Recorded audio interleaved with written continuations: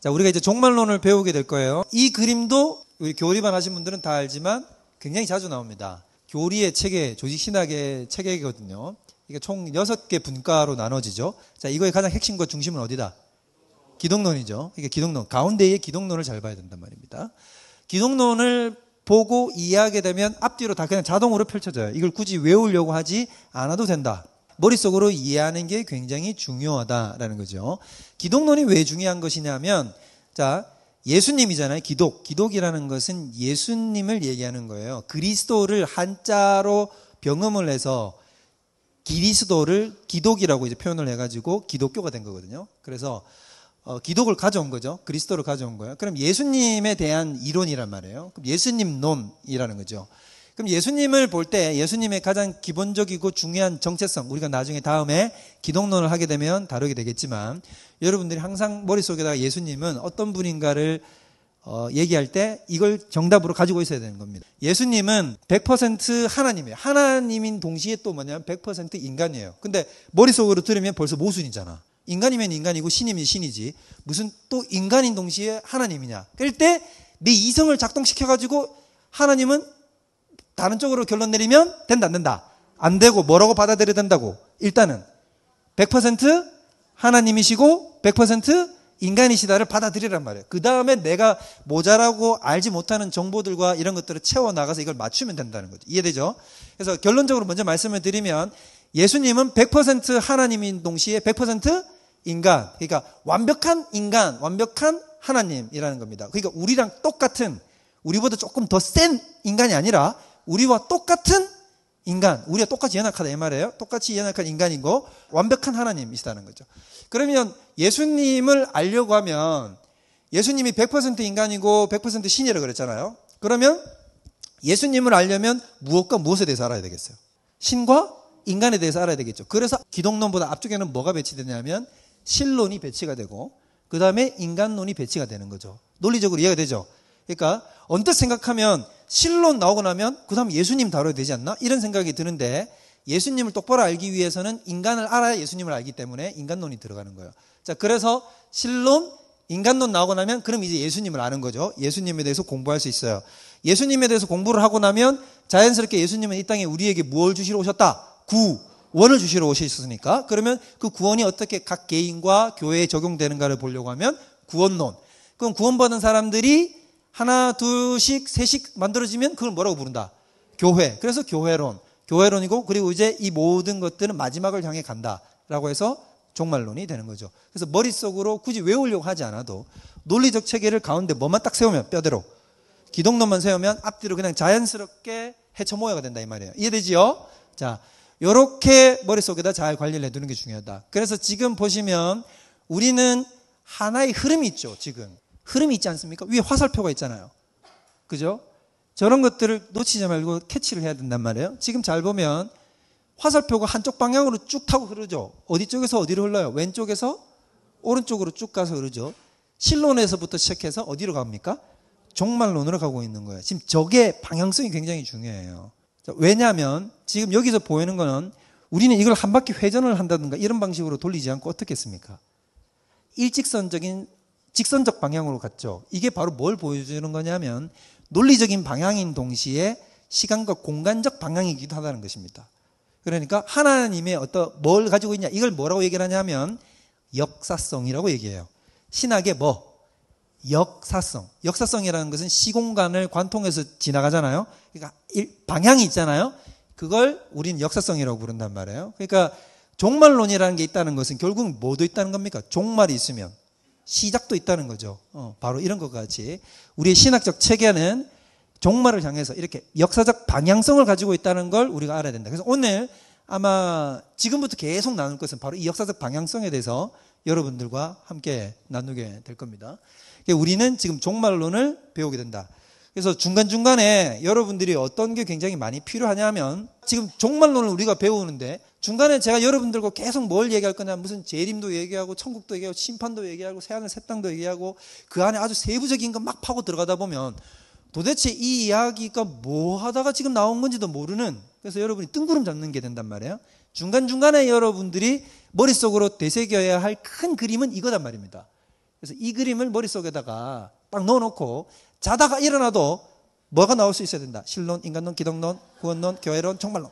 그래서 이 체계를 머릿속에다가 잘 그릴 수 있어야 된다. 그리고 요게 이렇게 되는 건 가운데 뭐다? 핵심 뼈대가 기독론이다 라는 얘기를 여러분들이 머릿속에다 잘 넣으라는 거죠. 종말이라고 할 때 에스카토스라고 얘기를 합니다. 에스카토스. 그래서 종말론 하면 뒤에 로고스라는 걸 뒤에 붙여서 에스카톨로지라고 이야기를 해요. 에스카톨로지. 뭔가 에스카라고 하니까 뭐하고 비슷해요? 에스컬레이터. 실제로 같은 어원에서 나온 겁니다. 그러니까 뭐는 거냐면 에스컬레이터도 뭐냐면 끝까지 어떻게 되는 겁니까?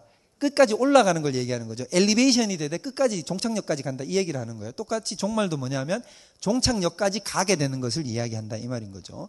에스카토스라고 얘기하는 종말을. 그러면 종말이라는 게 자체가 뭐냐면 종말이 있다는 사실 자체가 기독교가 어떻게 역사를 보고 있다는 것을 보여주는 거예요.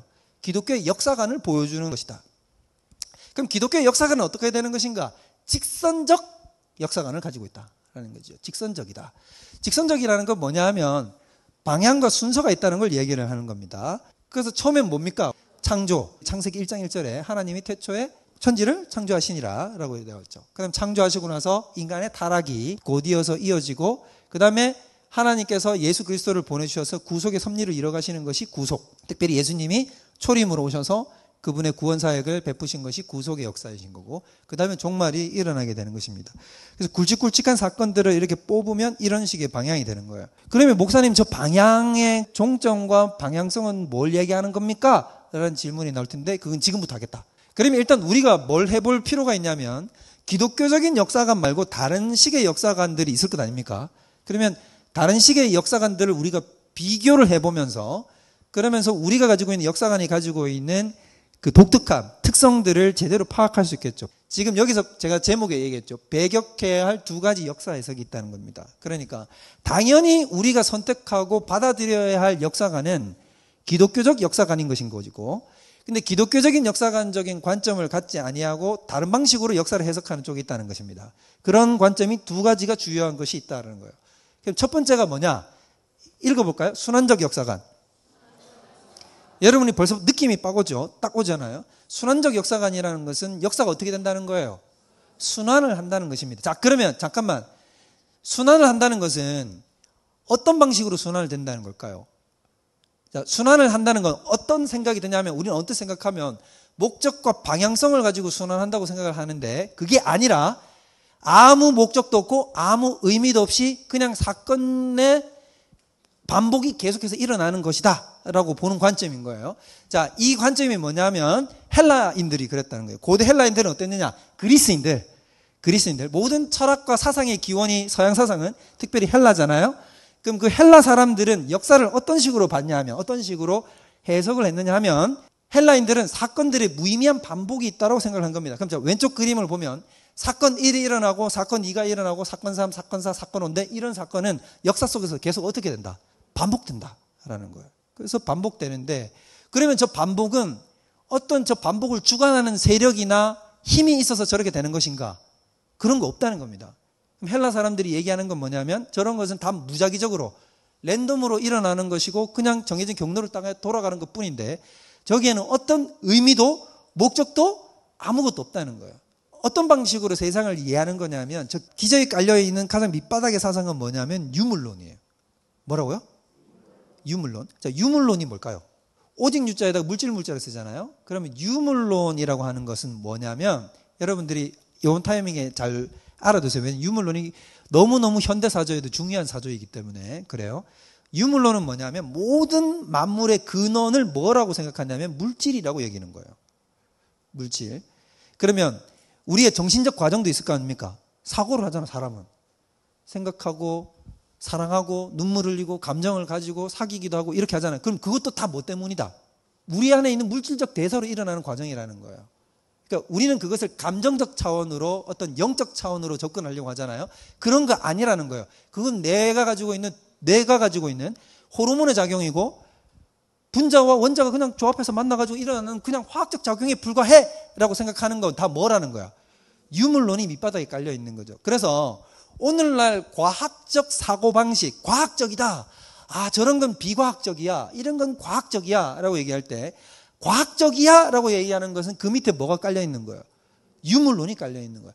물질적이고 이성적이고 납득 가능한 수준, 그리고 초자연적이고 우리의 이해 정도의 범위를 벗어나는 것들은 비과학적, 비유물론적이라는 것이지. 그래서 바깥으로 빼서 밀어버린단 말이에요. 현대 사조를 지배하는 가장 밑바닥으로 흘러 들어가는 것이 유물론입니다. 유물론이 우리가 받아들여서는 안 되겠죠. 느낌은 오잖아요. 이유는 모르겠지만. 유물론이 저렇게 우리 목사님 얘기하는 거 보니까 막 좋은 것 같지는 않은데, 그러니까 내가 취해서는 안 될 것 같다는 느낌은 오잖아요. 자, 그럼 왜 취하지 말아야 될까? 유물론을 취하지 말아야 되는 이유. 유물론을 취하지 말아야 되는 이유는 뭐냐면, 하나님을 유물론으로는 설명을 할 수가 없어. 세계를 설명할 수 있는 올바른 기준점이 되지 못해. 그러니까 하나님도 유물론으로 해석할 수 있는 그 유물론은, 그리고 유물론의 끝은 여러분 항상 뭐였냐면 파멸입니다. 파멸. 역사적으로 예를 들어 볼까요? 공산주의는 유물론,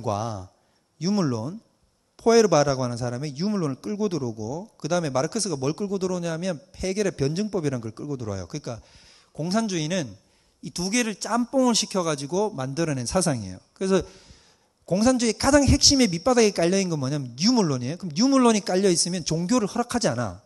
그래서 지금 공산주의 국가에서는 절대로 허락하지 않는 게 뭐예요? 종교의 자유를 허락하지 않죠. 중국도 종교의 자유가 없습니다. 핍박 국가예요, 저기도. 그다음 북한은 말할 것도 없죠. 가장 핍박받는 사람들이 기독교인들이란 말이에요. 그러니까 종교의 자유를 허락하지 않는 게 뭐냐면, 모든 세상은 다 물질인데 뭔 종교 노름이냐, 얘가 신이고 뭐고 그런 거 없어 라는 얘기죠. 이게 바로 유물론이 가지고 있는 포악함이에요. 유물론이 들어간 곳에는 뭐가 일어나냐 하면 인간성을 잃어버리게 되고, 인간을 압제하고 되고, 인간성을 버리게 되는 역사가 나타나게 되는 거죠. 기독교인들이 굉장히 조심해야 되는 거, 오늘날은 정말로 유물론이 득세하는 시대예요. 그러니까 여러분들이 학교에서 마주 대할 때나, 여러분들이 방송을 볼 때나, 쇼프로를 볼 때나, 교양 프로를 볼 때나, 어디에서나 여러분들은 다 무엇을 마주 대하게 되냐 하면 유물론을 마주 대하게 돼요. 이걸 극복하는 게 엄청나게 어렵다.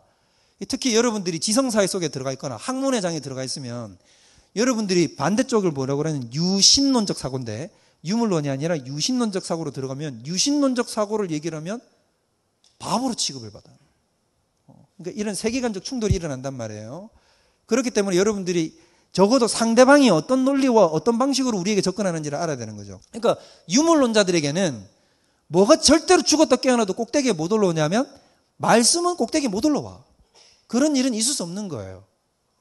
그런 일은 있을 수 없는 겁니다. 진화론은 그러면 유물론일까요? 유신론일까요? 진화론은. 자, 진화는 어떻게 일어났다고 얘기를 합니까? 그죠? 우연히, 그죠? 세계가 만들어졌고, 세계 속에서 분자, 원자 합쳐져가지고 무기물, 특별히 단백질 쪽으로 만들어지고 나면 그게 유기물로 변화돼가지고, 유기물이 다시 한 번 더 퀀텀 점프가 점핑 뻥 해가지고 뭐가 되냐면 생명체가 되는 거야. 근데 그 생명체가 가만히 있지 않고 어떻게 돼요? 그 다음에 더 복잡한 체계를 갖춘 생명체로 계속해서 발전해 나간다는 사상이 그거잖아요. 그러니까 인간이나 모든 생물의 근원을 뭘로 보냐면 그냥 분자와 원자 같은 물질적 세계관으로 다 파악한단 말이죠. 그래서 진화론도 유물론인 겁니다. 밑바닥에는 유물론적 사고가 깔려 있는 거죠. 그런 유물론적 사고관의 핵심인 사람들이 헬라인들이에요. 헬라 철학이 밑바닥에 깔려놓은 것이 이제 유물론. 그래서 유물론적인 사고방식으로 세상을 보면 이 유물론이 가진 치명적 단점이라고 얘기해요. 약점이 있어요. 아킬레스건 같은 것이 있습니다. 자, 유물론을 자기 삶에 솔직하게 받아들여서 나는 철저히 유물론자야! 라고 하면 그 사람은 어떤 삶을 살게 될까요? 여러분들 한번 상상을 해보셔도, 우리 지금 너무 짧은 시간에 이걸 여러분들한테 요구하니까 여러분들이 잘 생각이 안 들 수도 있는데, 처음부터 끝까지, 자, 세상이 구성됐고 내가 이 세상에 존재하는 모든 것들이 다 뭐냐면 물질의 우연한 결합에 의해서 내가 생겨났고 이 세상에 내가 내던져졌다라고 한다면, 세상과 인생과 우주는 무엇을 잃어버리게 되어 있어요? 자동적으로.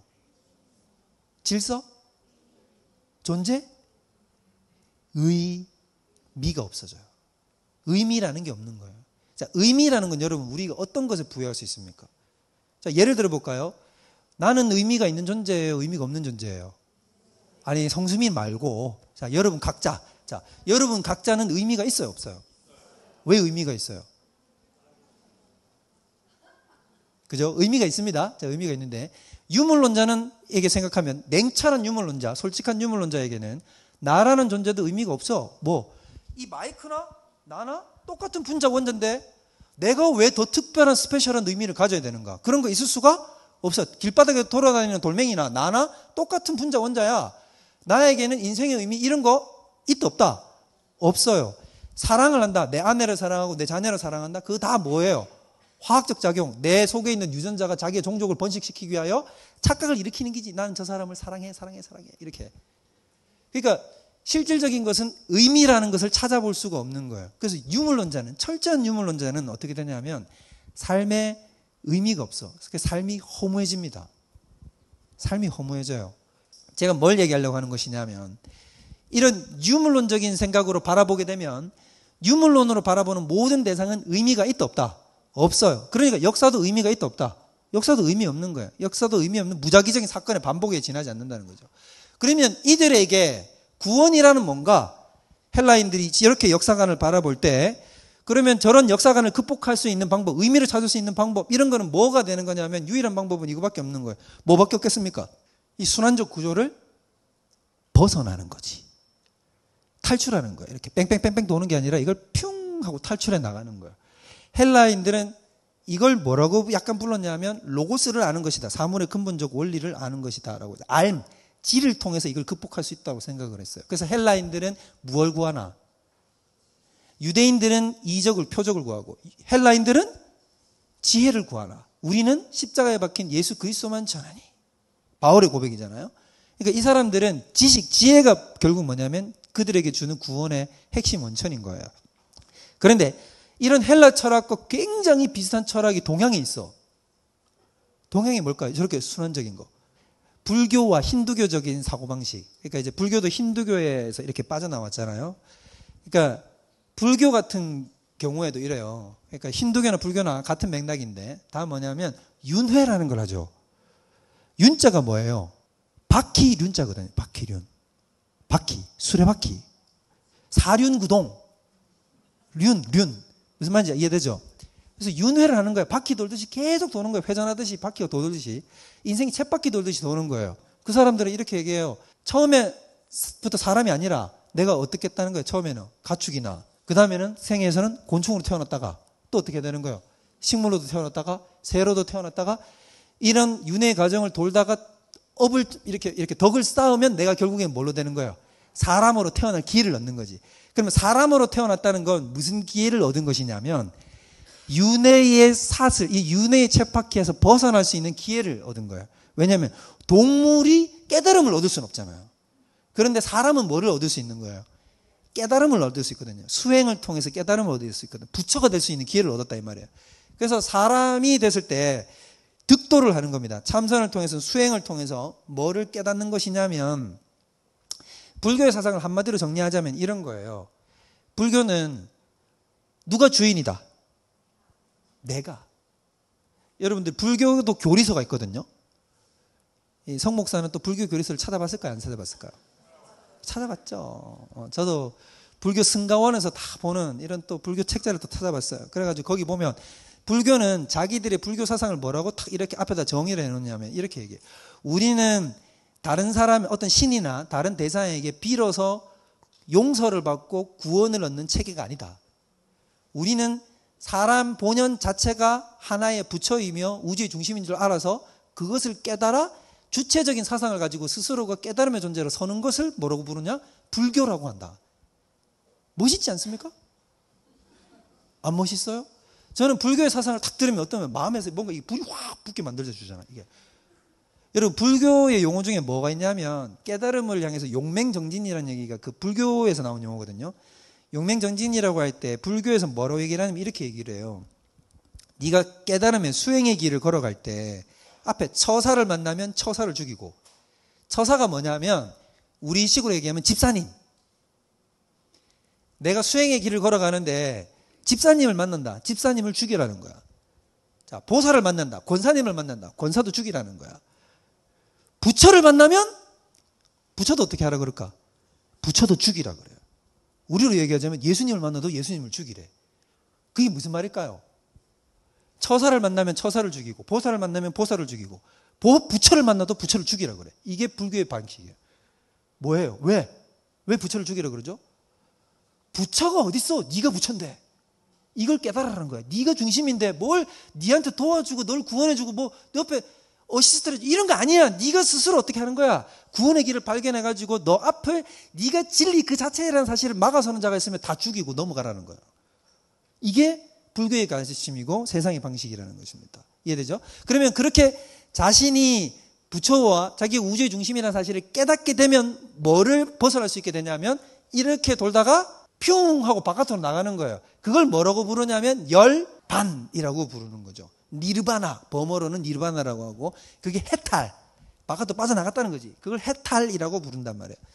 자, 그러니까 지금 원적인 사고방식들 속에서는 이런 순환론적인 역사관이 있는데 우리는 순환론적인 역사관을 받아들인다, 받아들이지 않는다? 안 받아들입니다. 자, 그럼 여기서 질문이 나오겠죠. 조금 성경을 아시는 분들은 목사님, 전도서는 뭔가요? 전도서에는 왜요? 전도서에는 뭐라고 나옵니까? 자, 전도서 1장 펴보세요. 자, 거기 보면 뭐라고 얘기를 하느냐. 자, 그 유명한 2절에 이르되 헛되고 헛되고 헛되고 헛되니 모든 것이 헛되도다. 헤벨 헤벨 헤벨 헤벨 헤벨 에벨 이렇게 얘기했단 말이에요. 자, 그리고 나서 해 아래서 수고하는 모든 수고가 사람에게 무엇이 유익한가? 4절, 5절, 6절, 7절까지 읽어보겠습니다. 4, 5, 6, 7 시작.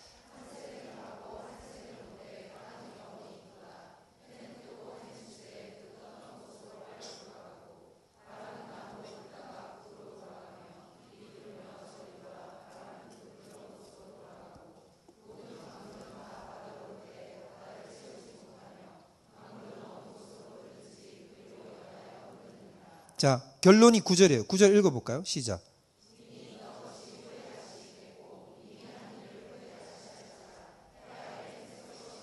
자, 그러면 지금 전도서에서 얘기하는 것은 직선적인 것 같아요? 원적인 것 같아요? 원적이죠.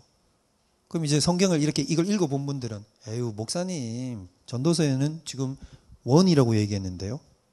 얘기하잖아요. 그럼 여러분들 어때요? 아, 솔로몬은 원불교였다? 원불교는 솔로몬이 창시했다? 솔로몬이 얘기한 성경 속에 나오는 이 말은 지금 해가 뜨고 다시 뜨고 강물도 연화에 다시 흐르고 다시 모든 것이 다 순환론적인 구조다라고 얘기를 했단 말이에요. 솔로몬이 궁구하고 고민하는 끝에 세상은 뭐냐? 돌고 돌고 도는 거야 라고 결론 내린 거야. 돌고 돌고 도는 거야. 그래서 뭐야? 헛돼. 아까 얘기했죠. 왜냐하면 솔로몬에게는 이 모든 것이 의미 없이 도는 것처럼 느껴졌거든. 그러면 여기서는 이렇게 동그라미적 원적인 사고라고 얘기했는데 왜 그런 거야? 일단 첫 번째 얘기합시다. 솔로몬이 말한 전도서에 나온 이 말이 틀렸습니까? 옳습니까? 자, 어때요? 여러분, 솔로몬이 전도서에 지금 나온 이 말이 원적인 역사관을 갖고 있다는 이 말이 맞아요? 틀려요? 맞는 말이에요? 틀린 말이에요? 맞다고 하기에는 직선적 사고관인 것 같고 틀렸다고 하기에는 성경을 틀렸다고 하는 것 같으니까 딜레마에 빠진 거죠. 근데 결론부터 얘기하자면 여러분 딱 성경에 나온 말은 뭐다? 맞다 틀리다. 맞는 거야. 진리야. 그럼 맞아. 그러면 이것과 근데 또 성경에 뭐라고 그랬냐면 처음과 창조와 종말을 얘기했으니까 직선적이라고 얘기했잖아요. 그럼 이게 어떻게 조화를 이룰 수 있느냐? 그러니까 성경에는 마치 모순되어 보이는 것들이 이렇게 팽팽하게 양쪽으로 딱 당기고 있는 것처럼 이렇게 느껴지는 구절들이 너무 많아요. 아까 그 한 예가 예수님에 대한 얘기였죠. 예수님이 하나님이시자 동시에 또 뭐였어요? 인간이셨듯이 조화를 이룰 수 없는 두 개가 이렇게 마치 딱 이렇게 반대쪽 측면에서 잡아 당기는 같은 느낌인데 이것도 마찬가지라는 거죠. 조화를 어떻게 시키냐면 잘 보세요. 자, 이거예요. 이거. 기독교의 역사관은 그냥 단순 직선이 아니에요. 저렇게 단순하게 풀 수 있는 게 아니라는 거야. 기독교는. 자, 기독교가 뭘 얘기하는 거냐면 아까 얘기했죠. 순환하는 구조가 있다고. 그러나 동시에 뭐라 그랬어요? 직선이라고 얘기했죠. 그 두 개가 합해진 모형이라는 것입니다. 그게 도대체 어떻게 합해져 있는 것인가? 라고 얘기하면 이런 거죠. 멀리서 보면 뭐예요? 직선으로 보이는 거죠. 그러나 가까이 들어가서 만약에 내가 이걸 이 디테일하게 볼 수 있다면 돋보기 같은 걸로 볼 수 있다면 가까이 가서 이 직선을 보면 직선이 어떻게 되냐면 스프링처럼 코일로 이렇게 되어 있는 것처럼 되어 있다. 코일이 어떻게 돼? 동그랗게 말려 있죠. 말려 있으면서 앞으로 가는 형태. 그러니까 우리가 어떻게 되냐면 어제 먹은 아침밥 오늘 아침에도 먹고 내일 아침에도 먹어요. 근데 그게 제자리를 도는 게 아니라 어떻게 되는 거죠? 시간의 흐름에 따라서 조금씩 이렇게 가고 있다는 말이죠. 무슨 말인지 이해돼요? 그러니까 우리는 순환하면서 어떻게 되는 거예요? 앞으로 가고 있는 구조를 가지고 있는 것입니다. 그래서 요건 다음에 또 기회가 있을 때 더 자세하게 얘기할게요. 어쨌든 우리가 가지고 있는 건 뭐냐면 이런 걸 나선형이라고 얘기하라는데, 나선형이면서 동시에 직선적 구조를 가지고 있는 것이 성경에서 말하는 역사적 맥락과 구조의 방식이다라는 거예요. 그래서 첫 번째 우리가 피해야 되는 건 순환적 역사관. 순환적 역사관이 모든 것이다. 순환적 역사관은 쉽게 말해 뭐냐면 직선이라는 게 없고 크게 나와서 바깥으로 나와서 큰 그림을 봐도 계속해서 뺑뺑 도는 게 인생이다 라고 얘기하면 안 된단 말이에요. 그 다음에 두 번째, 이게 더 심각해요. 자, 이건 현대사회에서는 이게 더 심각해요. 무신론적이고, 당연히 무신론적이고, 실존주의라는 건 무슨 말이냐면 내 개인의 초점이 맞춰져 있다 이 말인 거예요. 자, 무신론적이라는 건 무슨 말이냐면 당연히 하나님을 배제하겠다라는 것입니다. 하나님을 배제하겠다라는 거죠. 그러면 하나님을 배제하는 거에는 유물론도 하나님을 배제하는 거였잖아요. 그러니까 유물론이다라는 얘기를 하는 게 아니라 하나님을 배제하는 거면 그냥 다 수용한다 이 말인 거예요. 하나님을 일단 배제. 하나님은 일단 빠지세요. 하나님은 일단 빠지세요. 역사관을 보는데 하나님이 자꾸 개입하는 거 나 별로 원하지 않아요. 하나님은 빠져주세요. 저쪽으로 빠져주시고, 나는 역사를 볼 때 어떤 관점으로 보겠습니다. 누구를 중심으로? 그냥 나 개인 중심으로 볼 거예요. 무슨 세계의 의미, 우주적 의미 이런 거 난 논하고 싶지 않아요. 나는 역사를 볼 때 어떻게 보겠다. 그냥 나 개인의 역사로 의미가 있으면 나한테 의미가 있는 거고, 의미가 없으면 나한테 의미 없는 걸로 보겠다는 거지. 그래서 역사는 무의미한 사건의 연속이라는 건 아까 앞쪽과 똑같은데 어떻게 하냐면 무의미한 연속이지만 이게 나한테 의미가 있으면 뭐예요? 의미가 있는 거예요. 실존주의는 그런 겁니다. 기본적으로는 객관적으로 봤을 때는 아무 의미가 없어요. 의미가 없는데 그게 나한테 의미가 있으면 의미가 있는 거예요. 어렵죠? 이 실존주의적인 방식으로 성경을 보면 이게 이제 칼바르트라는 신학자가 하는 건데, 우리는 성경을 내가 진리라고 인정을 하든지 그렇지 않든지 성경은 뭡니까? 진리이죠. 객관적으로 진리잖아요. 자, 내가 성경이 진리이다, 진리이지 않다라고 내가 판단을 하든지 아무 상관도 없이 성경은 그 자체로 이미 뭐예요? 진리죠. 살아있는 하나의 진리란 말이에요. 예수님은 길이요 진리요 생명인데 내가 예수님을 믿든지 믿지 않든지 이미 예수님은 길이요 진리요 생명이잖아요. 맞죠? 이게 이제 우리가 알고 있는 방식인데, 실존주의는 어떻게 들어가냐면 이렇게 얘기하는 거예요. 예를 들면 성경은 하나님의 말씀이 맞다 틀리다. 실존주의는 아니다라고 얘기해요. 성경에는 오류가 있다라고 얘기를 합니다. 칼바르트 같은 사람들은. 그게 뭐라고 얘기를 하냐면 성경은 오류가 있고 인간이 만든 문서고 바울이 쓴 거고 성령에 감동된 거 이런 거 아니고, 그 다음에 뭐냐면 뭐 마태, 마가, 누가도 서로 충돌한 지점이 있고 구약과 신약이 일치되지 않고 서로 분열되고 나눠지는 체계가 있다. 그래서 성경은 100% 믿을 수 있다 없다? 믿을 수 없다. 그렇지만 그렇다고 해서 그럼 성경을 버릴 거냐? 그렇지는 않다 또. 그러면 근데 그 객관적으로 진리라고 할 수는 없지만 이 성경이 나한테 의미 있게 다가와. 어느 날 읽다가 예수님이 내가 곧 길이요 진리요 생명이니라는 말씀을 읽었는데 내 마음속에는 이게 깊은 울림으로 확 뭔가 이렇게 들어오는 거야. 그러면 그 순간 그 말씀은 나에게 뭐가 된다? 진리가 된다 라는 게 실존주의인 거예요. 이게 죄송하지만 통합 쪽입니다. 장로교 통합. 그러면 여러분, 신앙의 중심이 어디로부터 어디로 이동한 거예요? 자, 우리는 내가 맞다 틀리다가 판단할 수 없고 계시가 그러면 계시가 옳은 건데 우리는 거기서부터 출발을 했잖아요. 그게 맞는 건데 이쪽으로 넘어가면 뭐가 중심이 돼버린 거냐 말이에요. 자, 이쪽엔 계시가 중심이었는데 이쪽에는 내가 중심이 된 거죠. 누가 복음? 내가 복음. 이렇게 돼버린 거란 말이야. 여러분, 이건 엄밀하게 얘기해서 신앙이에요? 신앙이 아니에요? 신앙이 아니에요. 그래서 그런 사람들한테는 성경은 진리가 아니지만 내가 진리라고 여겨지면 진리인 거야. 세상 모든 게 그래. 역사도 그렇다는 거예요. 지금 그 얘기를 하는 거예요. 우리도 근데 이걸 듣고 충격적인 것처럼 어떻게 그래? 이렇게 듣지만 우리도 삶에서 그렇게 하고 있다고. 여러분이 어떻게 합니까? 아까 얘기했잖아요. 말씀을 어떻게 합니까? 취사 선택하죠. 취사 선택한다는 것 자체가 지금 중심이 누구한테 있다는 거예요? 나한테 있어요. 그래서 내가 이미 어떻게 하고 있냐면 나는 저 실존주의적 철학을 갖고 있고 저런 식으로 신앙생활하는 사람들이 경악을 하면서 어떻게 저렇게 말씀을 대라고 하지만 나는 이미 실천적으로 어떻게 하고 있냐면 삶의 자리에서 이거는 아니지. 레위기 나오면 큐티 본문으로 레위기 나오면 여러분 어때요? 이렇게 아래 위로 긁고 이렇게 해갖고 낚시를 아무리 던져도 건져 나오는 게 없잖아. 그래서 오늘 주신 말씀은 없어. 그리고는 뭐 어디 가가지고 뭐 주는 나의 편이요 막 이러면 이게 다 내 거, 이것도 내 거, 이것도 내 거 이렇게 끌고 나오잖아.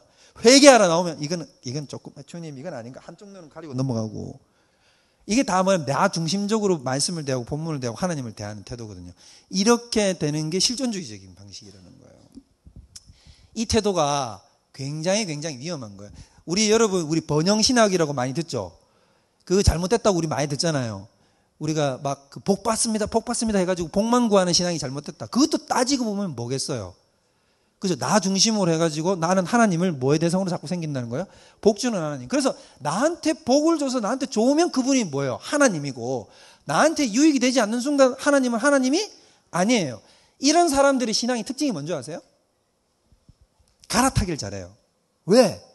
여러분 무당도 병을 낫게 할까 안 할까? 되게 확신이 있으시네. 자, 그런데 나는 예수를 믿어요. 예수를 믿는데 난 예수님한테 아무리 얘기를 해도 난 맨날 고난만 당하는 것 같아.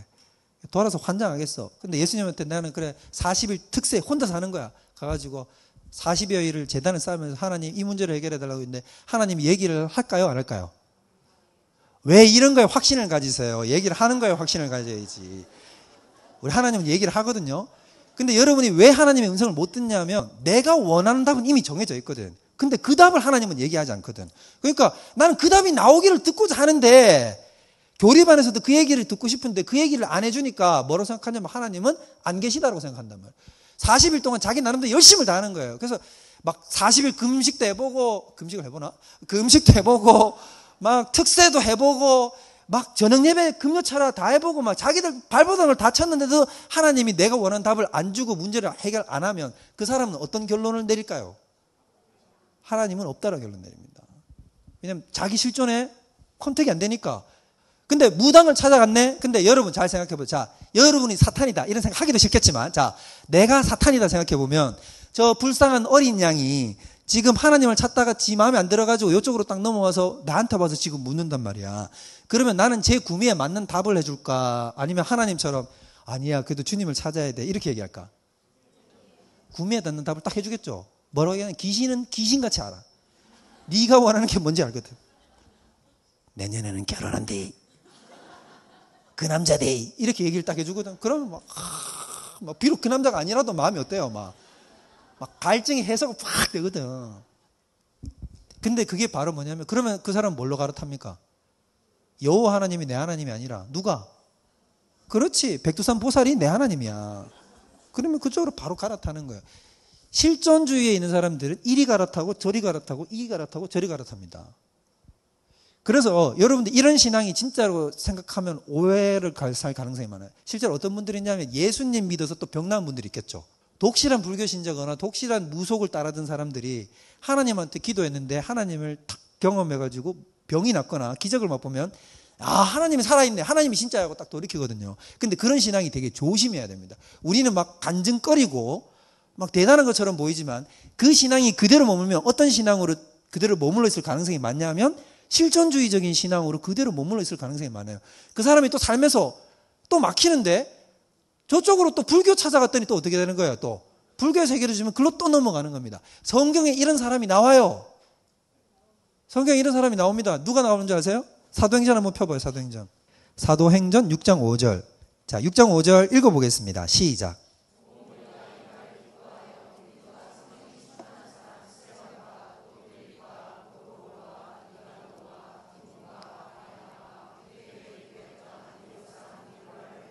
뭐냐면 이게 지금 7집사, 초대교회 7집사를 세우는 과정이거든요. 그러니까 이제 내가 행정 안 할 테니까 여러분들이 행정하세요 하고 사도들이 맡겨놓고 그렇게 해서 성령이 충만한 사람 7사람을 택하라 해가지고 뽑은 사람 7명의 명단이 지금 나오는 거예요. 자, 그러면 첫 번째 사람이 누구예요? 그 유명한 스데반. 그 다음 두 번째 빌리 집사님, 에디오피아 네시한테 복음 전하신 그분. 그분이고 쭉쭉쭉쭉 나와서 맨 끝에를 잘 보세요. 맨 끝에 보면 유대교에 입교했던 안디옥 사람이라는 게 나오죠. 그러면 이 사람은 원래, 자, 안디옥 사람이라는 것은 이 사람은 유대인이다, 유대인이 아니다? 유대인이 아니에요. 그러면 유대인이 아닐 때 그때는 무종교 사회가 아니라 모든 사람들이 다 종교를 다 가지고 있거든. 그러면 이 사람은 쉽게 말하면 그리스인, 헬라인이란 말이잖아요. 그럼 헬라인으로서 헬라의 종교를 따라가던 사람인데 그 사람이 유대교 회당 같은 걸 이렇게 보다가 유대교를 이렇게 본 거야. 그랬더니 유대교가 자기 마음에 어때? 쏙 들어. 그래가지고 좀 뭐라고 할까 좀 고상하기도 하고, 왜냐면 막 그때 당시 그리스 로마의 신들은 막 문란하고 난잡하거든. 그런데 이쪽은 좀 봤더니 어떡하냐면 모여가지고 탁 성경 보고 뭐 말씀 연구하고 랍비들이 막 고상한 토론하고 철학적 난제를 막 나누는 거야, 자기기에는. 그러니까 어떻게 했냐면 유대교주의에 얼쩡거리다가 이 사람이 무슨 신자가 됐냐면 유대교 신자가 된 거예요. 맞죠? 유대교에 입교했어요. 그럼 유대교에 입교하니까 유대교에 입교하면 유대교인으로서 또 뭘 해야 되냐면 명절을 세야 되잖아. 절기를 해야 되잖아. 그 절기를 하려면 무슨 절기가 제일 중요해요? 유대인들에게. 3대 절기 얘기해 볼까요? 자, 6월절.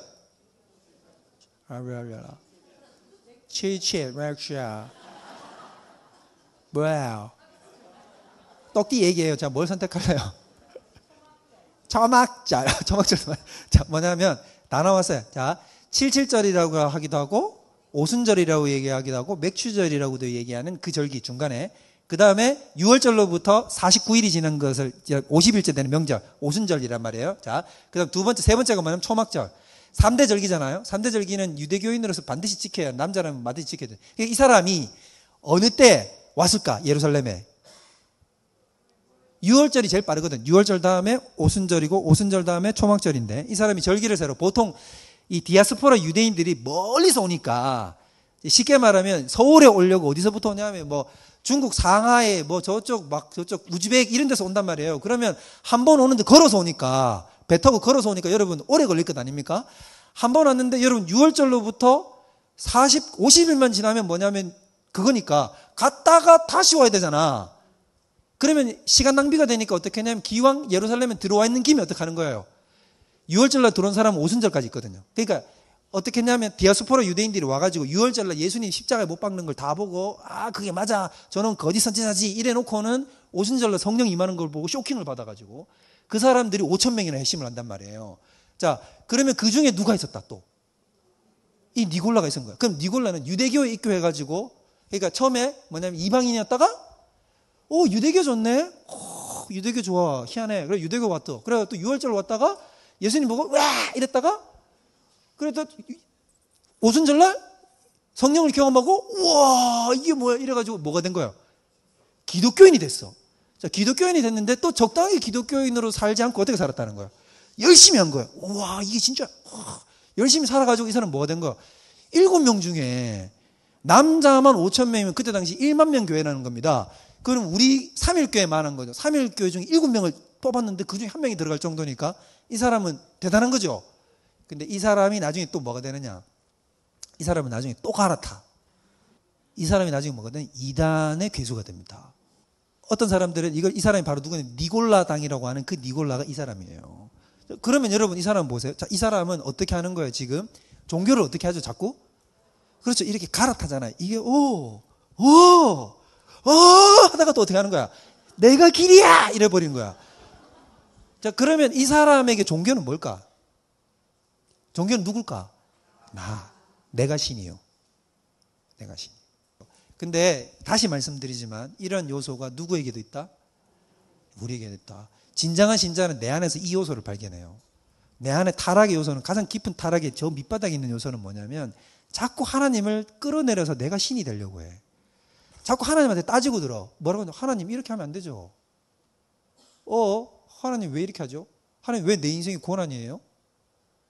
하나님 왜 나를 이런 사람을 만나게 해요? 하나님 나는 왜 이곳으로 나를 이끌어요? 이거 뭐예요 이거? 이거 아니지. 라고 얘기하는 게 하나님에게는 굉장히 건방진 자세라는 거예요. 조심해야 되는 거예요. 이거는 절대로 하나님 앞에 취해서는, 신앙인이 절대로 취해서는 되는 자세가 아닙니다. 여러분 명심하셔야 됩니다. 우리도 모르게 뭐라 그러냐면 한국 기독교가 요즘 약간 뭐랄까 예수님을 뽀샤시하게 그리는 측면이 있어요. 그럼 뭐라 그러냐면 내 불평도 막 아무데도 막 해도 되고 하나님한테 막 투정도 부려도 되고 이런 식으로 얘기하는 것 같은데 굉장히 위험한 자세입니다. 하나님한테 하나님 저한테 왜 이러셨어요? 내 인생이 왜 이래요? 하나님 막 그거는 우리가 할 자세가 아닙니다. 우리가 해야 될 자세는 뭘까요? 주시니도 여호와시요 취하시니도 여호와시니 오직 여호와께서 높임을 받으실지로다. 이게 우리가 취해야 할 자세고 우리가 올라야 할 수준인 것이지. 하나님 앞에 가서 하나님께 왜 나를 이런 식으로 대우하십니까? 라는 것은 그 이면 속에 내가 누구보다 위에 있다는 걸 자꾸 얘기하려는 거예요. 내가 하나님보다 위인데 하나님을 종처럼 여기는 거예요. 나를 도구로, 하나님을 도구로 자꾸 사용하려는 태도죠. 이런 자세가 위험하다는 겁니다. 이 역사관이 이렇단 말이에요. 사건은 다 무작위적이야. 진리이지 않아. 아무 의미도 없어. 그러나 내가 의미 있다 하면 의미 있는 거야. 완전히 그냥 근본적이죠. 그래서 오늘날 세계를 지배하는 가장 기본적이고 기초적인 사상이 뭐냐면 유물론 실존주의. 현대 사상이에요.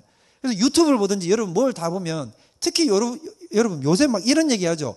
다른 사람 얘기 듣지 마라. 나에게 손해를 끼치는 관계는 뭐 해라. 요즘 들어서 제일 많이 나온 단어가 뭔지 아닙니까? 요즘 젊은이들한테 손절쳐라고. 손절. 어느 순간부터인가 한 2, 3년 전부터 자꾸 손절이라는 단어가 치는데 손절이라는 단어가 왜 자꾸 나올까요? 손절이라는 게 뭐예요? 누구 중심인 거예요? 내가 볼 때 괴롭고 이렇다 그러면 형제고 부모고 뭐고 다 필요 없다는 거예요. 나를 빚지게 만들고 나를 힘들게 하고 막 나한테 뭐 매달리고 나를 의지하는 부모님이면 잘라. 손절쳐라는 거예요. 직장 상사 손절쳐라는 거예요. 손절은 다 손절. 그래서 요즘은 다 뭐냐? 나한테 유익이 되는 게 최고야. 이거 최악의 신앙이다. 최악의 신앙. 신앙의 자세를 절대로 이렇게 취사 선택하는 방식으로 취하면 가장 극심하게 타락한 형태의 신앙이 취해집니다. 그러니까 여러분 우리는 배웠으니까 이제 배운 사람 아닙니까? 교양인이잖아요. 자, 이제 우리는 그렇게 하면 된다 안 된다? 안 돼요. 자, 마귀가 우리 속에 와서 얘기하는 거야. 네가 신이야. 물론 이렇게 얘기하지 않아. 네 맘대로 해 라고 얘기할 거거든. 그럼 뭐라고 얘기해야 되겠어요? 예수님 이름으로 꺼져. 나 배운 사람이야. 나 교리반이거든. 이렇게 얘기해요. 나한테 유일한 길과 진리와 나의 유일한 신랑은 예수 그리스도 뿐이야. 그 얘기를 왜 못하냐 말이에요. 그죠? 우리에게 믿음이 뭐냐면 나의 신랑이시요 나의 주인이시요 나의 아버지신 하나님은 내가 보기에 지금 잘못되어 있는 것처럼 보여도 결국 그걸 합력해 나를 어디로 끌고 갈 것이다. 선을 이루고 승리의 자리, 생명의 자리, 구원의 자리, 영생의 자리에 데리고 가고야 말 것이라는 믿음을 갖는 거죠. 할렐루야. 멋있지 않아요? 이런 신앙을 가져야 돼요. 이렇게 역사를 보면 된다 안 된다?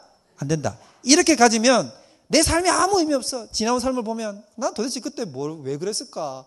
난 그 여자한테 왜 그랬을까? 내 얘기하고 있는 거 아닙니다. 왜 그랬을까?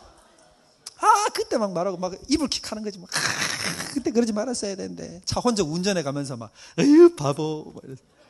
제 이야기하고 있는 거 맞아요. 그럴 필요 있다 없다. 그게 자기가 중심인 사람은 인생의 주인인 사람은 뭐냐면 그 전부 다 누가 한 실수고 누가 한 잘못이냐면 내가 한 잘못이고 내가 범한 실수고 내가 엉뚱하게 끌고 온 내 인생이거든. 그럼 하나님 안으로 들어가면 그게 맞아요 틀려요?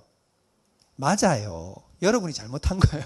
여러분이 잘못 선택하고 내가 잘못한 거 맞아요. 그러나 우리는 뭐냐? 그 모든 것을 합력해서 하나님이 어떻게 해버린다는 거예요. 그렇죠. 죄송해요. 좀 스바라시한 길로 이끌어가 버린다는 거예요. 하나님이 놀라운 길로 이끌어가 버리는 거예요. 이게 우리가 가질 수 있는 구원이요 능력이라는 것입니다. 여러분 인생 실패하지 않습니다. 그리고 과거에 모든 실패했던 모든 경험들도 사실은 다 뭐냐? 하나님 안에서 비로소 부활하여 의미를 새롭게 하게 만드는 거예요. 내가 왜 그런 부모님을 만났는지, 나는 왜 그런 학대를 받고 자랐는지, 나는 왜 이런 남편을 만나고, 왜 이런 아내를 만나고, 왜 나는 못 배우고, 나는 왜 이 모양으로 태어났고, 나는 왜 못생겼고, 내 이야기하고 있는 거 맞습니다. 나는 왜 이러냐? 아무리 돌이켜봐도 답은 안 나와요. 여러분, 제가 말씀드리잖아요. 요셉이 하나님의 경험을 하기 전에는 아무리 내 인생에 나는 왜 감옥에 들어왔을까를 외치고 고민해도 답을 알까요? 모를까요? 몰라요. 근데 요셉은 답을 알아요. 언제 알까요? 형제들이 자기 앞에 와가지고 무릎을 꿇고 있는 모습을 보고 그제서 아는 거야. 내가 왜 애굽으로 끌려와야 했고, 내가 왜 감옥 생활을 해야 됐고, 왜 내가 총리가 되어야 했고, 왜 내가 바로의 꿈을 풀었고, 왜 바로는 7년 흉년과 7년 풍년의 꿈을 꿨는지를 그제서야 이해하는 거예요. 모든 것이 그 장면 속에 톱니바퀴처럼 풀리지 않던 의문들이 따다다닥 맞춰지는 거예요. 우린 천국 가면 이걸 겪을 거예요. 우린 그걸 믿는 거란 말이에요. 비록 아직 다다닥 안 맞춰졌어도 그렇게 나를 이끌어갈 거라는 걸 믿는 거란 말이에요. 믿는 거라. 그래서 기독교 역사가는 모든 하나님의 목적이 있다는 것을 발견하는 것이다. 우리의 역사가는 뭐냐? 하나님은 완벽한 모든 것을 목적을 가지시고 이끌어 가신다는 거예요. 의미 없는 나열이 아니에요. 내 인생도 의미 없는 나열처럼 보였지만 그 모든 사건이 의미 없는 사건이 아니라 모두 하나님이 나도 모르는 의미를 부여하셔가지고 퍼즐을 맞춰가고 있는 거다라는 거를 우리는 배우는 거란 말이죠. 이게 신앙이 깊어지면 깊어질수록 취하는 태도라는 것입니다. 역사를 통해 하나님의 목적이 이루어집니다. 모든 우리 2차 대전, 1, 2차 대전, 지금 우크라이나 전쟁, 또 어떤 국가가 부상하고 어떤 국가는 지어나가는 모든 것들이 아무런 기독교와 하나님과 상관없어 보이는 그 모든 사건들은 뭐냐면 하나님의 철저한 목적 아래서 하나님의 역사를 주관하고 계시다는 것을 믿어야 된다는 거예요. 이게 우리 하나님의 방식이라는 거예요. 역사 속의 모든 사건들은 하나님의 목적을 향해서 통합됩니다. 역사는 그 스스로 의미를 드러내어 보여주지 않아요. 우크라이나 전쟁 무슨 의미가 있는지 자기가 스스로 우리한테 가르쳐주지 않는단 말입니다.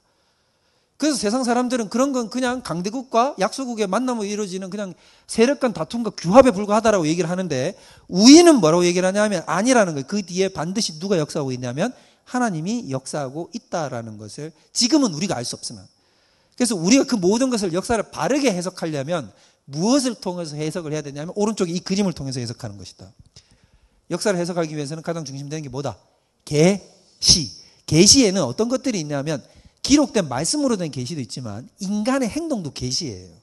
특히 집단적으로 나오는 행동. 그것도 하나님의 이런 울림이고 하나님의 선포라는 것입니다. 그러니까 어떤 한 민족이 어떤 하나의 운동을 향해서 확 몰아져 가고 있잖아요. 그럼 그것도 그 뒤에서 모든 걸 다 누가 주관하고 있다는 거예요? 하나님이 주관을 하고 있어요. 자, 예를 들어 볼까요? 우리 남과 북이 우리나라가 지금 전 세계 유일한 분단 국가잖아요. 자, 이거는 우리가 언뜻 생각하면 유물론적인 파악으로 얘기하면 그냥 저거는 북한에는 독재 정권이 들어섰을 뿐이고 남한에는 미국에 의한 자유경제, 시장경제 제도가 들어서서 민주주의적 제도를 취했을 뿐이다라고 생각할 거예요. 그러나 우리는 뭐라고 얘기하냐면 하나님이 이 나라와 민족을 향하신 우리가 알지 못하는 더 큰 계획이 있는 거지. 이 나라 민족을 통해서 마지막 날에 하나님을 나라를 위하여 귀하게 쓰임받기 위하여 하나님이 혹독하게 단련하고 있는 것입니다. 그게 우리나라 민족을 향하신 하나님의 뜻이라는 걸 우리는 말씀과 하나님의 뜻을 분별함을 통해서 깨달아는 거예요. 이런 것은 행동, 그 집단적 행동이잖아요. 그 집단적 행동을 통해서 나라가 이 그 역사의 흐름을 따라서 갔잖아. 그렇게 결정했잖아. 그러나 그 모든 것들을 뒤에 배후에는 하나님이 작동하고 있다는 걸 우리가 깨닫는 거란 말이에요. 그걸 계시를 통해서 깨달아는 거다. 역사의 주관자는 누구시다? 하나님이시다라는 얘기를 하고 있습니다. 요셉의 역사 해석이 창세기 50장 20절에 나와요.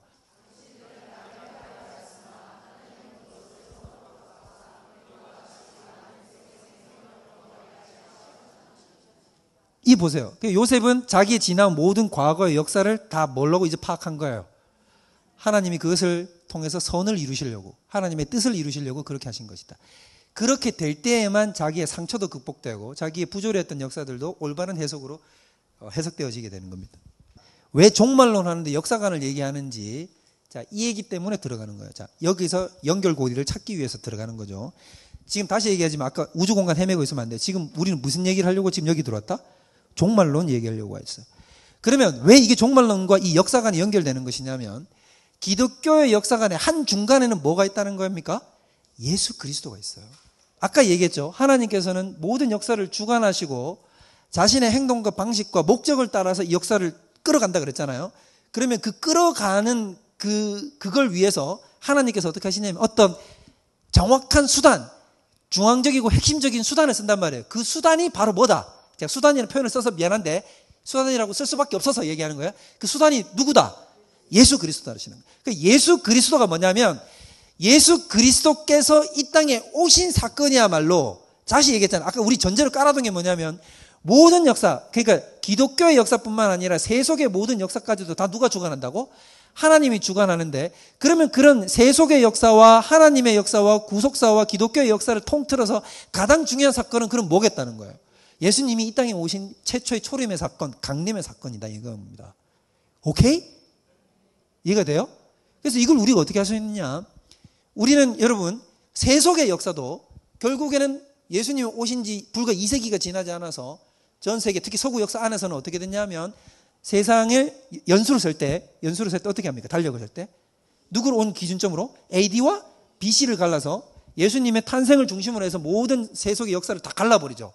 기독교 역사뿐만 아니라 세속 역사까지 다 가르고 지금 전 세계가 우리도 알고 있지 못한 상태로 우리가 의도하지도 않았는데 어떻게 돼버렸어요 지금. 예수님을 중심으로 모든 역사적 맥락을 다 파악하고 있잖아요. 이건 우연이 아니에요. 그러니까 실제로 하나님은 어떠냐면 모든 역사의 한중간에 가장 위대하고 중요한 사건은 이 땅에 예수 그리스도가 오신 것입니다. 이거예요. 이거. 아까 우리가 교리체계, 조직신학체계를 쫙 펼쳐놓고 가장 중간은 뭐를 중심으로 이해하라고 그랬습니까? 제가 기독론을 중심으로 이해하라고 했던 것처럼 역사에도 쫙 펼쳐놓고 가장 중심에 누구를 놓고 이해하면 된다? 예수 그리스도를 놓고 이해하면 된다는 겁니다. 자, 그러면 예수님의 강림하심이야말로, 예수님의 초림이야말로 가장 중요한, 예수님이 이 땅에 오시는 사건이야말로 가장 중요한 사건이라고 얘기를 했죠. 그러면 역사를 종결짓는 가장 중요한 사건도 뭐겠어요?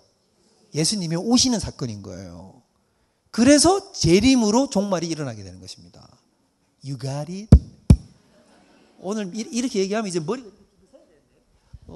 이 얘기를 하자고 앞쪽을 다 빌드업을 한 거예요. 이것은 역사에서 가장 중요한 사건은 바로 그리스도의 강림 단 하나이다 라는 것이죠. 단 하나. 그것보다 더 높고 더 귀중하고 더 중대한 사건이 바로 없다. 예수 그리스도만이 모든 역사의 중심이 핵심이다. 이거는 우리의 신앙적 고백일 뿐만 아니라 객관이 그렇다 이 말이에요. 실제가 그렇다. 세상 사람들이 그렇다 인정하지 않을지라도 실제가 그렇다 이 말인 거예요. 이해되세요? 그래서 역사의 주관자가 예수 그리스도가 되기 때문에 중심 사건이 역사의 알파와 오메가가 예수 그리스도시다 하는 거죠. 새 시대의 시작. 우리가 종말론을 배우다 보면 기독교가 또 가지는 뭐라고 할까 일종의 맹점이라고 그래야 되나? 블라인드 사이드가 뭐냐면 우리가 잘 보지 못하는 거죠. 기독교가 그런 블라인드 사이드 맹점을 가지고 있다는 얘기를 하는 게 아니라 우리가 기독교를 그렇게 인식하기 때문에 허점이 생긴단 말이에요. 그럼 기독교를 우리는 어떻게 보냐면 기독교를 너무 지나치게 내세지향적으로 봐요. 어떻게 본다고요? 내세지향적이란 말이 무슨 말이에요? 이 땅에서의 삶보다 우린 나중에 죽으면 어떻게 된다?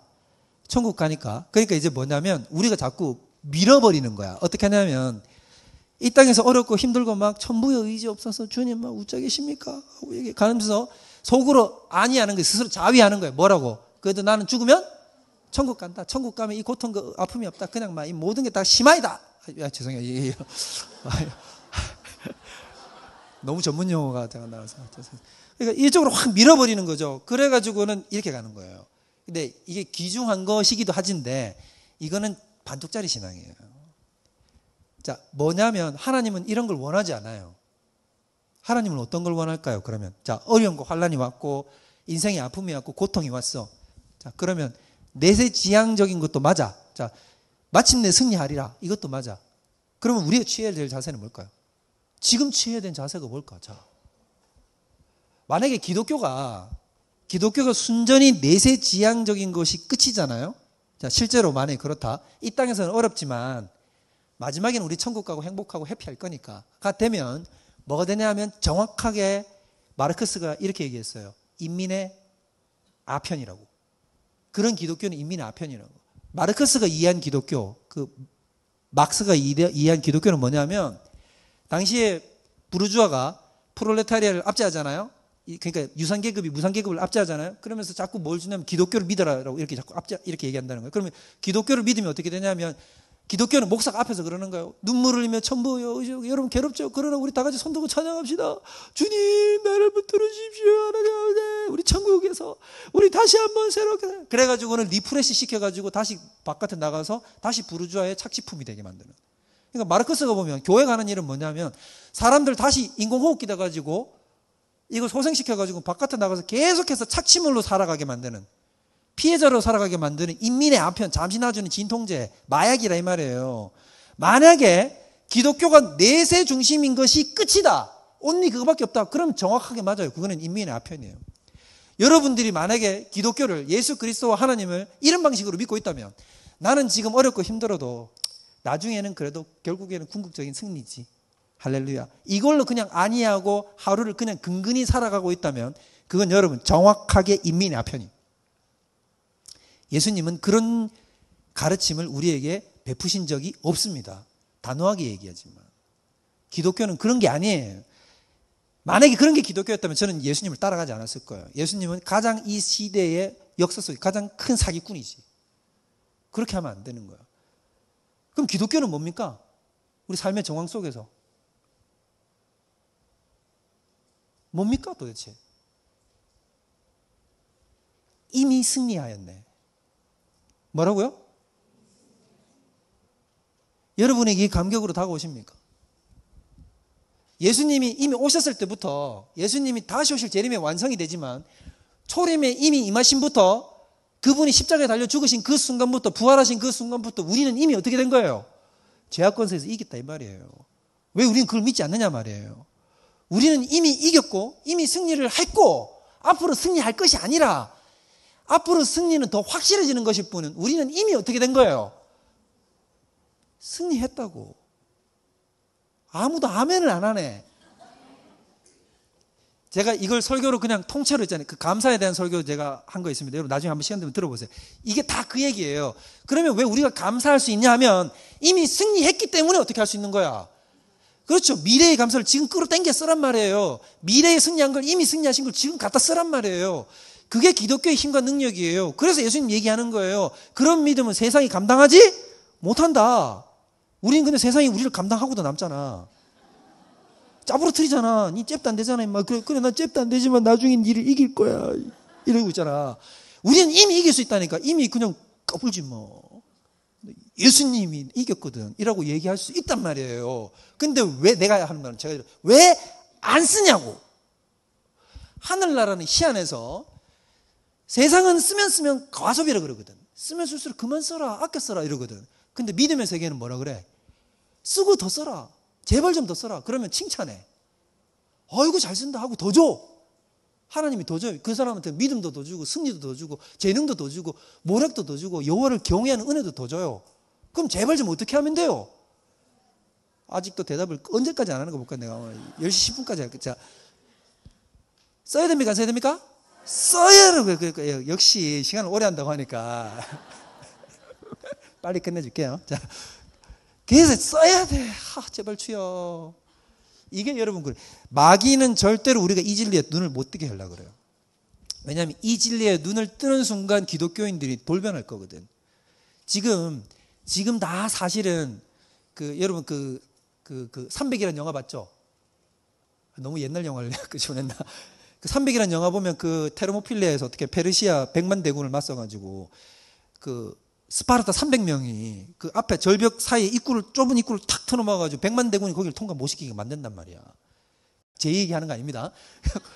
탁 해가지고 300명이 100만을 막는단 말이에요. 사탄 입장에서는 우리가 300명의 그 용사들처럼 정말로 어마무시한 능력이 있는데 우리를 세뇌시키고 가스라이팅을 시켜가지고 어떻게 해놨냐면 아주 힘들어서 작업해가지고 우리한테 어떤 작업을 해놨냐면 너는 바보. 나는 저 하늘에 스탄 줄 알았는데 너는 사실 반딧불이야. 이렇게 믿게 만들어놨단 말이야. 그래갖고 지금 그래 나는 초라한 반딧불이야. 이렇게 살고 이렇게 만들어놨단 말이야. 근데 오늘 이 진리를 깨닫고 내가 스타였네. 내가 300용사였네. 나에게 하나님이 이런 힘을 주셨네라는 걸 깨닫는 순간 마귀는 공포했더라고요. 마귀가 제일 싫어하는 게 뭐냐면 이런 말을 하는 거야. 이런 가르침을 깨우치게 만들어주는 거야. 성령을 후 불어넣어가지고 마른 뼈와 같았던 그들이 하나님의 극히 큰 군대를 이루는 게 사탄 입장에서는 경악할 일이라는 거예요. 근데 이런 진리가 하나님을 기쁘시게 하고 사탄을 패퇴시키는 진리인데 아직까지 여러분들이 믿지 않으면 할 말이 믿으시겠습니까? 안 믿으시겠습니까? 믿으시겠죠? 그러면 새시대 시작이라는 건 뭐냐면 이미 임한 심판과 구원이라는 거예요. 구원은 여러분 이미 임했어요? 안 임했어요? 임했지요. 심판은 임했을까요? 안 임했을까요? 자, 구원은 임했어요? 근데 아까 얘기했지만 여러분 임했다고 얘기했지만 그 구원을 이미 임한 구원을 내가 이렇게 가져다 쓰기만 하면 되는데 내가 쓰고 있지 못하죠. 그래서 바울이 얼마나 답답했던지 에베소서 1장에 보면 기도를 하거든요. 너희 하나님이 주신 힘의 위력을 따라 우리에게 주신 그 크기와 권세가 얼마나 큰지를 너희가 깨닫기를 원하는 거예요. 이게 바울의 기도였어요. 너희가 얼마나 큰 힘을 갖고 있는지 제발 좀 깨달았으면 좋겠다. 자, 그런데 뭐냐면 예수님이 이 땅에 오셨을 때 우리 요한복음 3장 16절 외워봅시다. 시작.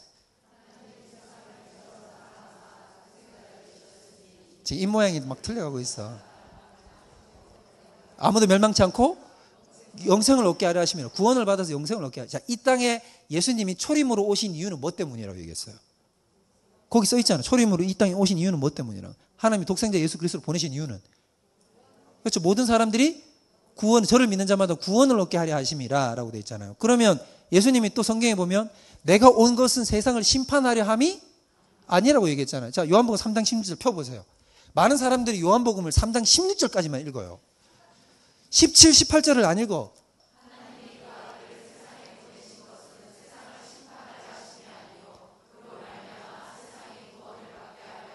오케이. 여기까지는 우리가 간합하죠.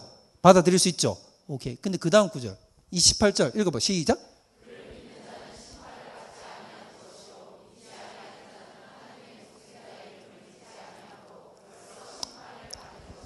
하나님의 독생자의 이름을 믿지 아니함으로 나중에 심판을 받을 것이라 한 게 아니라 뭐라고 얘기를 했어요? 벌써 심판을 받은 것이라 했어요. 이게 무슨 말일까? 자, 여러분 잘 생각해 보세요.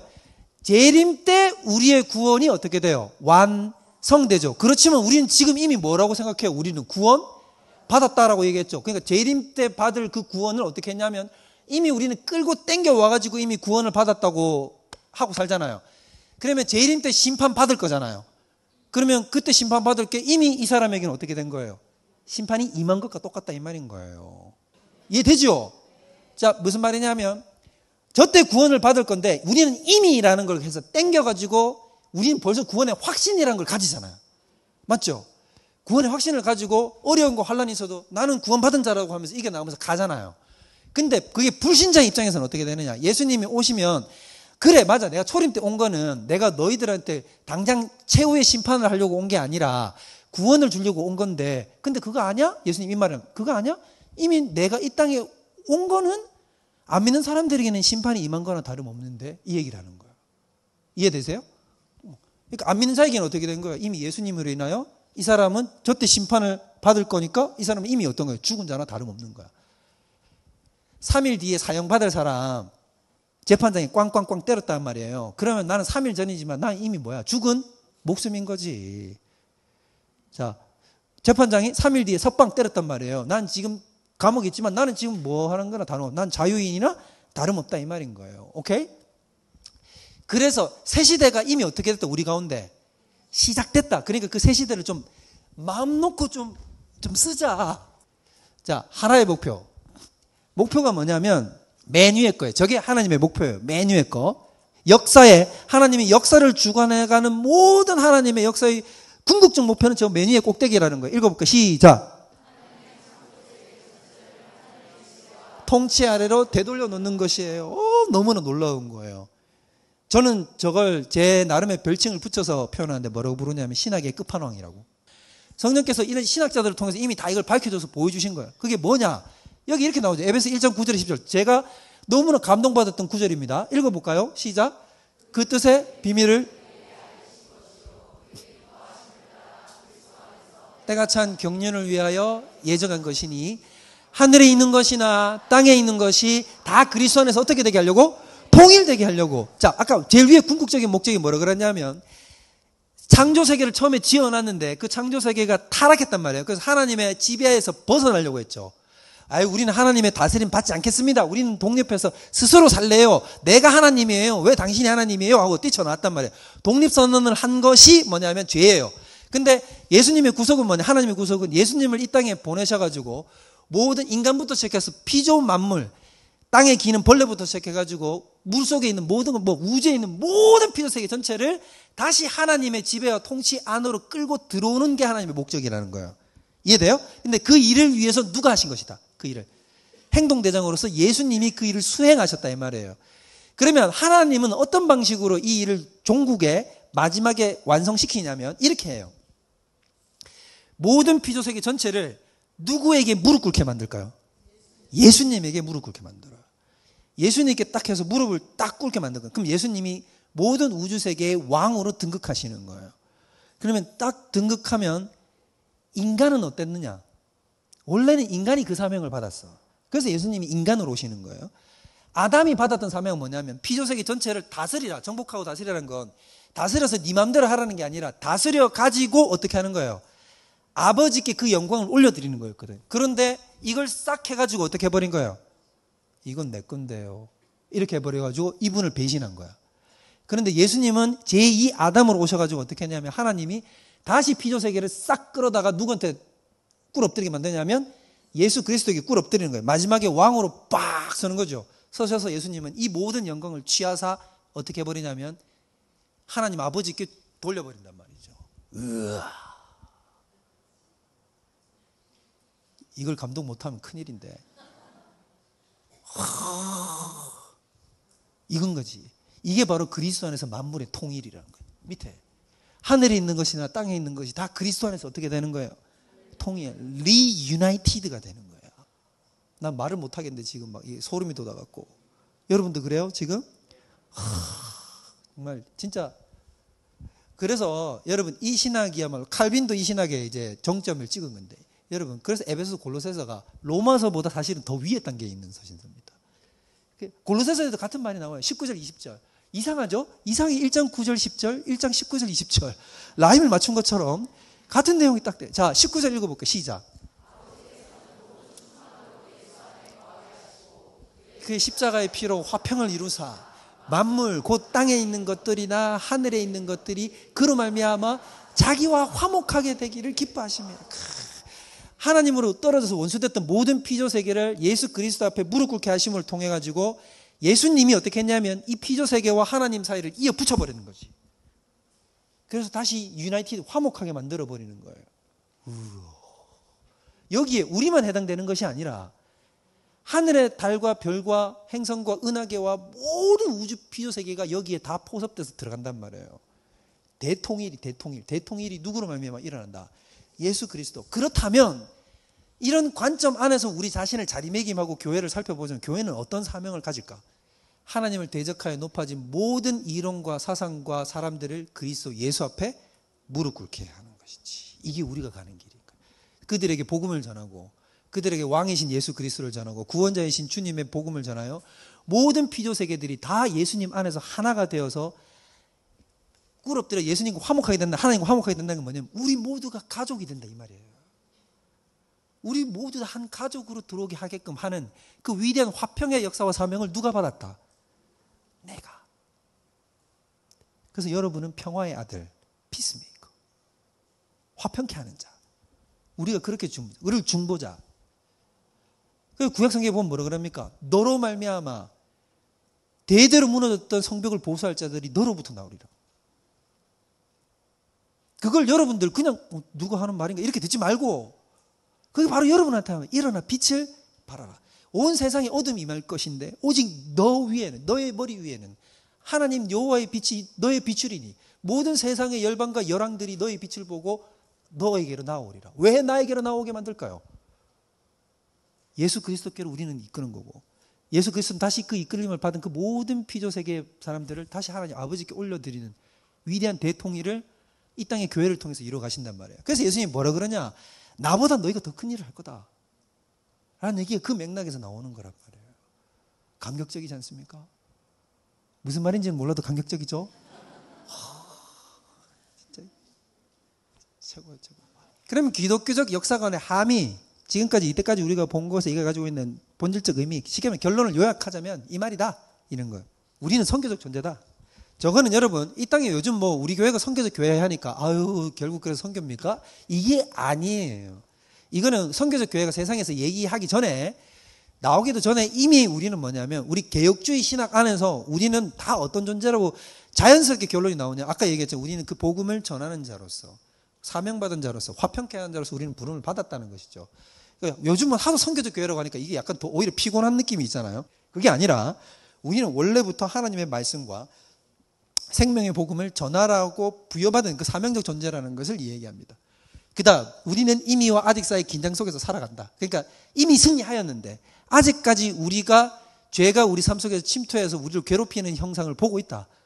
그런 긴장 속에서 텐션 속에서 살아가고 있다. 역사 속에는 두 흐름이 있어요. 두 흐름이라는 것은 무슨 말이냐면 하나님의 뜻을 따라가는 하나님의 백성, 하나님의 역사가 있고 또 동시에 그것을 거슬러가는 사탄이 지배하는 사탄에 사로잡혀 있는 사람들이 쫓아가는 사탄의 역사들이 있단 말이에요. 근데 이 두 흐름이 어떻게 하냐면 명확하게 두 개로 쪼개져서 이렇게 흘러가는 게 아닙니다. 밭에 알곡 있고 또 뭐가 있어요? 가라지가 같이 자라죠. 그때 예수님이 뭐라 그랬어요? 종들이 와가지고 우리는 알곡을 뿌렸는데 왜 가라지가 자랍니까? 주인이시여 라고 얘기를 하니까 주인이 뭐라 그러냐면 원수가 밤에 와서 뿌렸구나 라고 얘기하니까 종들이 그럼 우리가 저 가라지들을 가서 싹 뽑아버릴까요? 이렇게 얘기하니까 주인이 뭐라 그러냐면 아니다 두라 가라지까지 뽑다가 알곡까지 상할까 두려우니라. 마지막 날에 추수할 때에 알곡은 거두어 곡간에 거두고 가라지들은 싹 다 꺼지지 않는 불에 태워버리는. 무슨 말인지 이해되죠? 이 땅에서의 세속의 역사 속에서는 세상의 역사 속에서는 뭐냐면 하나님의 역사와 세상의 역사가 뒤섞여서 같이 가요. 교회는 그 속에서 정결과 거룩을 유지하고 하나님의 뜻을 따라가도록 부름받은 자들인 거예요. 우리는 그렇게 가도록 하나님이 우리에게 사명을 주셨다. 네 번째, 역사적 판단을 어떻게 해라? 잠정하라는 것은 역사적 판단을 섣불리 내리지 말라는 거예요. 이런 일이 이런 것은 하나님의 뜻이고 이런 건 아니다. 이런 식으로 쉽게 판단하지 말라는. 마치 요셉이 감옥에 들어갔으니까 하나님이 날 미워해. 총리가 됐으니까 하나님이 날 사랑해. 아스낫을 만났으니까 하나님은 날 사랑하지 않는 거. 이건 아니지. 아스낫은 요셉의 부인입니다. 이렇게 자꾸 손바닥 뒤집듯이 판단하면 된다 안 된다? 안 된다. 긴 안목을 보고 역사를 판단하고 자기 스스로도 그렇게 해라 이 말이에요. 우리가 교리반을 배우는 건 이런 거예요. 이런 걸 통해서 나를 배우는 거죠. 내 삶의 역사와 정황도 너무 섣불리 판단하지 말라. 그 다음에 낙관적 역사 이해라는 건 무슨 말이냐? 마지막은 결국 뭐다?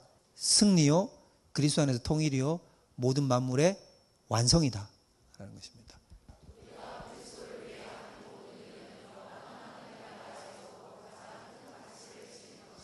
제가 예언 하나 할게요. 여러분 이런 거 좋아하잖아요. 여러분이 반드시 저부터 시작해서 천국에 우리 이르면 여기 있는 한 사람도 빠짐없이 하게 될 감정적인 느낌이 있어요. 그게 뭔지 아세요? 후회를 할 겁니다. 저부터 시작해서 우리 모든 사람이 단 한 사람도 빠짐없이 뭘 할 거냐면 후회를 할 거예요. 어떤 후회를 할까요? 예수 믿었던 걸 후회할까요? 아니겠죠. 어떤 후회를 할 건지 아십니까? 그럴 줄 알았으면 더 주님을 위해서 살고 더 한 영혼을 위해서 살고 더 많은 사람들을 구원하는 일에 내 인생을 바칠 걸. 마지막으로 이 얘기를 하고 마칠게요. 신들러 리스트 보셨죠? 신들러 리스트 보면 신들러가 맨 마지막에 어떤 장면이 종결되는 지점에 어떤 얘기를 하냐면 이렇게 유대인들이 신들러가 무슨 일을 했냐면 자기 공장을 중소기업 같은 공장을 군수공장을 운영하면서 유대인들을 자기 공장에다 취업을 시켜가지고 수용소로 끌려가는 걸 끌려가지 못하도록 합법적으로 막아준 거야. 이렇게. 그래가지고 이 사람이 어떻게 했냐면 자기 공장에 그만큼의 유대인들이 필요 없음에도 불구하고 직원이 계속해서 일부러 직원들을 더 받아가지고 공장에서 유대인들이 거하게 만들어서 이 사람들이 수용소에 안 끌려가게 하는 거죠. 마지막에 히틀러가 자살을 하고 2차 대전이 종결되었을 때 유대인들이 이제 자유의 몸이 되었지 않습니까? 그 유대인들이 신들러 옆에 삥 둘러서요. 삥 둘러서가지고는 감사의 인사를 전하려고 하는 거죠. 그리고는 마지막으로 그 신들러에게 뭘 주냐면 반지 하나를 줍니다. 반지 하나를 꺼내주면서 반지에다가 뭐를 새겨서 주냐면 절대 반지라고 새긴 게 아니고 반지에다가 이렇게 했어요. 한 영혼을 구한 것은 온 세계를 구한 것과 마찬가지다 라는 문구를 새겨서 그 사람의 손에다 끼워주는 거죠. 그걸 받아들었을 때 신들러가 어떻게 합니까? 울어요. 근데 그게 감사해서 우는 게 아니에요. 신들러가 뭐라고 얘기를 하냐면 내가 끼고 있던 다른 가락지 내가 이거 하나 팔았으면 유대인을 2명은 더 구할 수 있었는데 내가 오늘 지금 타고 있는 이 자동차 이거 팔았으면 유대인을 15명을 더 구할 수는 있었는데 내가 가지고 있는 이 옷 내가 조금 낡은 거 입었으면 2사람을 더 구할 수 있었는데 하면서 막 울어.